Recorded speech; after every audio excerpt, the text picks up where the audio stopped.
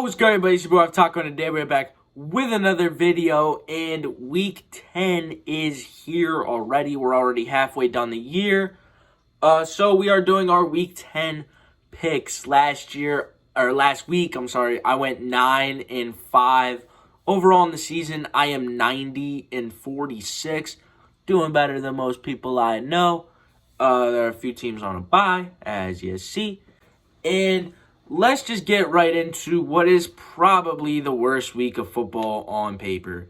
There's not a ton of good games here, and that is very apparent in the Thursday night game, which is the Bears and the Panthers. The Bears coming off of a relatively competitive game against the Saints. Bagent looks all right. It looks like Bagent is going to play again. I have a feeling that they want to see Bagent. They want to see him play more. I think that they want him to be the starting quarterback there. You move on to the Panthers. Just a bad week last week. And it's just always has been a bad week for the Carolina Panthers because they suck. Kenny Moore scored more touchdowns than their whole team, and he plays on defense. That's not good. Both these teams suck a lot. I think that the team that sucks a little bit less, though, is the Chicago Bears. I'm going to go with them winning 23-17. The Bears are bad. They're not as bad as the Panthers, and both these teams have not too great offenses, but the Bears at least look a little bit competent. I have them winning this game. Then moving on to the game that is in Germany, back in Frankfurt, like last week had one, too. The Patriots, and the Colts. The Colts had a pretty okay game last week. You beat the Panthers. That's not amazing, but you did beat them. Kenny Moore had a great game, as I just said. The Patriots, you took a pretty not good loss to the Commies. You're still a bad team. You're still 2-7, which is crazy for Bill Belichick standards. But I don't know. They found a way. I think that this game is going to be a big thing when it comes to preparation. Bill Belichick will know how to do this. He's never been to Germany. He probably only went to London once or twice, maybe. But he knows how to get his team prepared for this. I think that it's going to be close. I have the Colts taking a win, though. I think that the Colts are just simply have a better team around them. I have the Colts winning 27-20. Relatively high scoring. I think that the Patriots will come to play. Just not enough to beat this Colts team, who has still looked sort of solid. Their defense has not. But their offense has, and their defense sort of stepped up last week. Then you move on to the Browns and the Ravens. Ravens are a good team. They are an amazing team. Power rankings are coming out either Friday or Saturday, and they will be up there. Trust me. The Ravens, they just look good. They're just beating everybody on their schedule, and they are beating really good teams like the Lions and the Seahawks by a lot of points. Ravens are a scary team to play. The Browns, on the other hand, they're also a bit of a scary team to play. They got Deshaun Watson back. Their defense has looked amazing. Their defense shut out the Cardinals. Yes, it was a Cardinals and a rookie QB who was a fifth-round pick making his first start. But you still got a shutout. You still have looked pretty good the whole year. This is going to be a close game. This is going to be a competitive game. I do have the Ravens pulling it out, though, 26-23. The Ravens they're just a good team. They have a better roster than the Browns, and I think they're going to execute better. It's that simple. But the Browns are definitely somebody to watch out for. Then, moving on, you have the Packers and the Steelers. The Steelers, they said that they were going to make a big announcement, and I thought it was going to be the firing of Matt Canada, which would have been absolutely savage to make all these like, oh my God, it's a big announcement. No, it's that you're wearing your stupid block lettering throwbacks. Nobody cares. They don't look any different unless if you're looking real close at them. It's stupid. All right. But they as a team have looked okay. Well, they haven't looked great. They have been outgained every game, but they found ways to win. They're winning games somehow. Then on the other side, the Packers had a really solid win last week. First win in a while. Still not a team I'm very confident about, but a team that looked better, a team that could have possibly got back on track. Jordan Love looked okay. Not the greatest, but he looked okay. I think that this will be a closer game, as it always is with the Steelers. It's going to be a low-scoring game, like always with the Steelers. I have the Steelers winning 16-13. Steelers are still a good team. They just find ways to win games. They might be outgained again, but guess what? They're going to win. Do we know how? No. But does Mike Tomlin always do this with like a crappy-ish team? Yeah. They just win games. All right. Then you have probably a much better game. The Jags and the Niners. The Niners have come off of three straight losses. They had a much needed bye week last week. Get themselves back on track because early in the season they looked absolutely unstoppable. And I believe in the 3 games since they haven't scored 20 points. And I think that they scored 30 plus the first games of the season before they started losing. The Jags, on the other hand, have looked great. They lost against the Chiefs week 2 and the Texans week 3, and they have come out and they have not lost since. They had a bye last week as well, but they haven't lost since. They played some great football. They won five straight, and now they are back to play the Niners again. So the Jags on a 5-game win streak, the Niners on a 3-game lose streak. I think that that's going to continue. I have the Jags winning 24-20. They're the home team in this, which doesn't really mean much for Jacksonville because nobody's going to show up to the games anyways. There will probably still be more Niner fans because Niner fans travel everywhere to games. But the Jags are a better team. They're riding the hot hand, and they're going to continue it. Then you move on to the Saints and the Vikings. I feel like the Saints and the Vikings play like every year. They do pretty much. And there's always like memorable stuff every year. Like, I mean, it was in London. You had the Camara game. You had the non-PI in the playoffs. You had the Minneapolis Miracle. You had the one game with AP in 2017. I remember that. No, my stupid... Okay, it didn't shut off. But the Saints have come off of an okay couple of games. You beat the Bears. You beat the Bears. It was a little bit more competitive than with the Bears than I would have wanted it to be. So that's not great. Then you look at the Vikings. Vikings have been on a tear recently.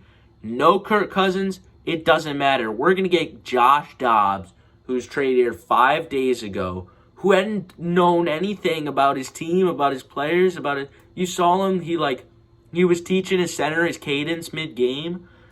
All of that stuff. And he still won. Josh Dobbs is that guy. Arizona is going to go winless the rest of the season. Arizona is stupid. Josh Dobbs is just good. He's a rocket scientist, and he plays football. The Vikings are good. The Vikings are going to continue this. It's going to be another close game. I have the Vikings 23-21. Look, the Vikings know what they're doing. The Vikings are going to get this done. Josh Dobbs is going to get this done. Then you have a lot more interesting matchup than I would have originally expected. You have the Texans and the Bengals. The Texans had an amazing week last year. Coleridge Stroud had an amazing game last week. 470 yards, 5 touchdowns. I think they were both rookie records, or 5 touchdowns was tying it, but amazing stats from both of them. And then you have, on the other side, the hottest team in football in the Bengals. This team, I mean, they sucked early on, but it must just be that way always. Because they've come back, they've won 4 straight, they're 5-3, they're back in the playoff contention, and they're the other hottest team in the league. It's them and the Ravens. Those are the only 2 teams that I am genuinely scared to face as an Eagles fan. Luckily, we don't got to play them. Instead, we got to play the Chiefs. But these are two teams that are going to be relatively good, relatively competitive. Texans might be a playoff team from what we know. I heard somebody saying that C.J. Stroud should have been an MVP candidate. They're stupid. But this is going to be a better matchup than, anticipated. I do have the Bengals coming away with a higher scoring win, 34-27. Bengals are still the better team. They're still going to get this done. They're still one of the hottest teams in the league. But, man, the Texans look cool. And they're going to show off more that they are not in the bottom anymore. It's not a fluke. They're a good team. Then you have the Titans and the Bucks. The Bucks on the losing end of that game of the year. The Bucks still played great. I mean, you still scored 37 points as an offense. It was still a good game from you. I still like Baker. I still think that team is all right. Then you move on the other hand, the Titans. Yeah, you didn't have the outcome that you wanted last week, but you found your quarterback. Will Levis is your quarterback. Will Levis is good at freaking football. I think that overall, there's not much to say about this game. I think it's going to be a closer game, though. I think that the Bucks are going to pull out with a win. The Bucks have just played really good competition recently, besides Atlanta, which they still did lose to Atlanta. I think that they're going to sort of get back on track. It's been a while since they won, right? They win week 8? I don't remember, but if they did or if they didn't, it's going to be a good bounce-back win from 21-18, which... yeah, that's about it. Then you've got the Lions and the Chargers. This game is in L.A. The Chargers came off of a really solid Monday night win against the Jets. You played hard. You played a team that was coming off of 3 straight wins, had this little vibe to them, and you completely crushed it. Look, you started off the season not great. You had the loss to Miami. You had losses to good teams. You had wins against basically nobody. But you had losses to good teams. But you have come back. You have won some games now. You are a pretty competent team. I think you're 4-4. And I think that the Lions, on the other hand, though, they came off of a bye. Did really good against the Raiders. Finally used Jahmyr Gibbs. This offense overall has just looked great this year besides the Ravens game. The whole team in general has looked great besides the Ravens game. And I think that they're going to end up winning 30-21. It's going to be a nice offensive performance by the Lions again because, the Lions apparently know how to do that. And the Lions are going to win again. Then you've got the Cardinals and the Falcons. For the Cardinals, you made the dumb move of trading Josh Dobbs, which I just said. Kyler Murray is expected to be back, though, which is going to be huge for you. It's obviously better than having Clayton Tune in there. It's better. Do we know what really to think of Kyler? No, not really. We haven't seen him with this new look offense. We haven't seen him in almost a year. His running ability is going to be worse, probably. Stuff is going to happen. We're going to see if he was watching film, which he wasn't. We're going to see if he can see over a defense, which he can't. But we're going to try. And before you say anything, I am officially taller than Kyler Murray. I found that out. On the other side, the Falcons. You tested out Taylor Heineke last week, and I would say that it worked pretty well. I think that you scored the most points that you've ever scored this year with Heineke in.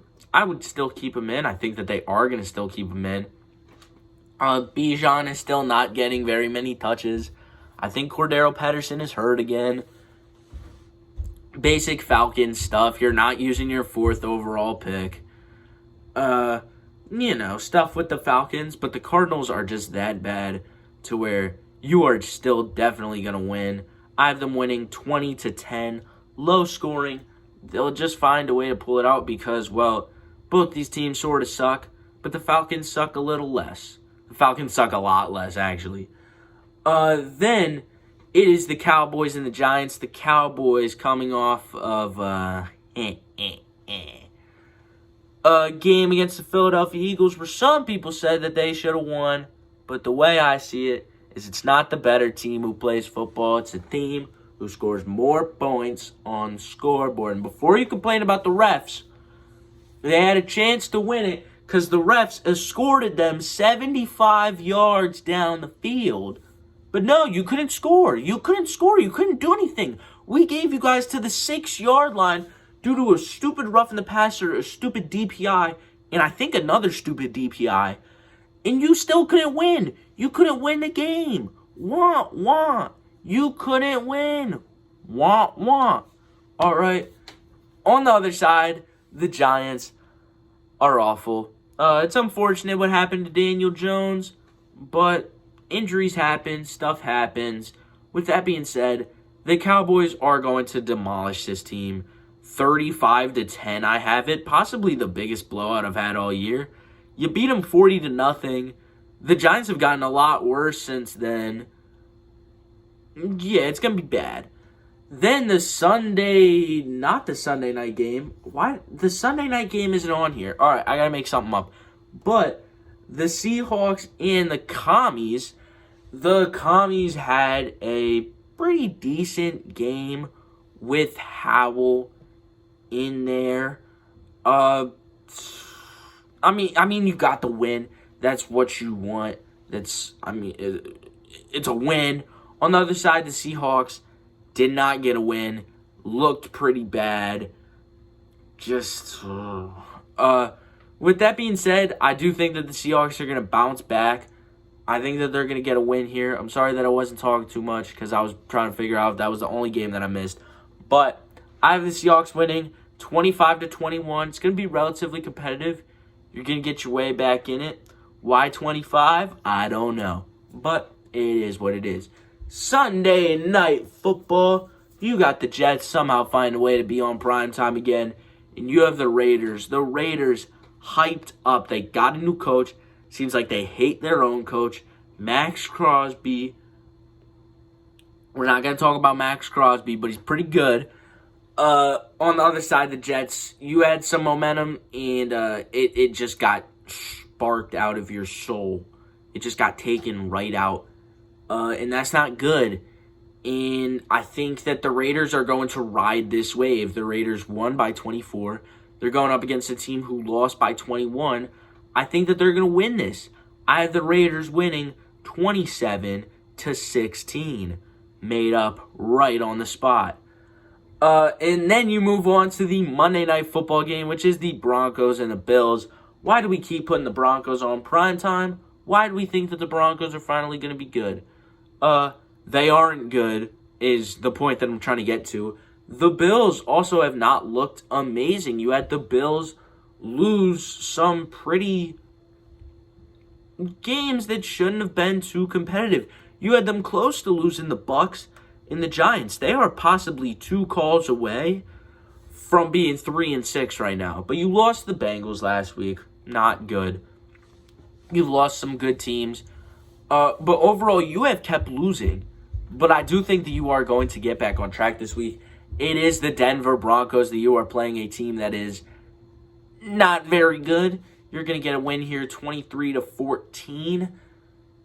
Yeah, Bills are just better. And that is going to be it for this video. I hope you guys enjoyed. If you did, make sure you drop a like and subscribe to the channel. And I will see y'all in the next one. Peace.